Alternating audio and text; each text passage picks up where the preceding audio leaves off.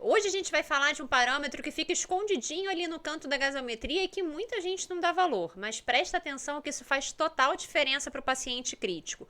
O anion gap, ele é um parâmetro que a gente avalia quando o paciente está fazendo uma acidose metabólica. Só para te lembrar, na acidose metabólica eu tenho um pH baixo e um bicarbonato baixo. E a gente precisa descobrir a origem, né, para poder fazer o tratamento adequado.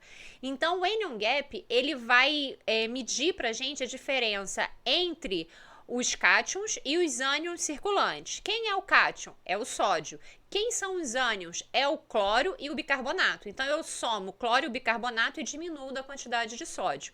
O valor de normalidade está ali entre 3 e 10 miliequivalentes por litro, tá? Acima de 12, eu já considero que eu tenho um anion gap aumentado.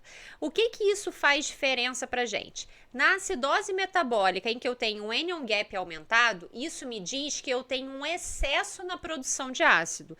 Que ácidos são esses? Esses ácidos podem ser de diversas origens, mas as mais comuns, né, que são duas basicamente, é a acidose lática, quando eu tenho um lactato também em elevação, ou quando eu tenho uma cetoacidose diabética. Uma terceira causa também pode ser por uma doença renal crônica que aí diminua a minha excreção de ácido. A gente também tem que pensar nisso. Agora, se o meu anion gap está normal, a gente diz que tem uma acidose metabólica hiperclorêmica ou com anion gap normal, também é chamado assim.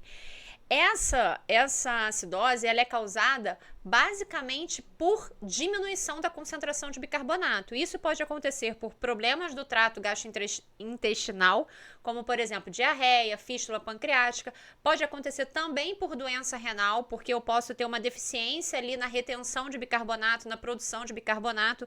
Então isso vai dar a pista pra gente, né, o tipo de acidose metabólica, se o bicarbonato vai fazer sentido ou não. Porque a gente sempre tem que tratar a causa. Mas, por exemplo, para uma acidose que eu tenho a produção de ácidos, eu preciso parar essa produção de ácido em excesso. Então, se eu tenho uma cetoacidose diabética, eu preciso corrigir a glicemia desse paciente. Se eu tenho uma acidose lática, eu preciso entender por que esse paciente está produzindo tanto lactato assim. Então, a partir daí, a gente começa a entender um pouco melhor os mecanismos de reposição ou não do bicarbonato, beleza? Agora, cola aqui com a gente, porque o que não falta é dica para descomplicar o seu plantão. Então, para você não perder mais nenhuma dica, entra no nosso perfil, clica lá em adicionar como favoritos, que aí você vai ser avisado toda vez que a gente postar um conteúdo novo, né? Então, bora lá, vamos descomplicar o seu plantão.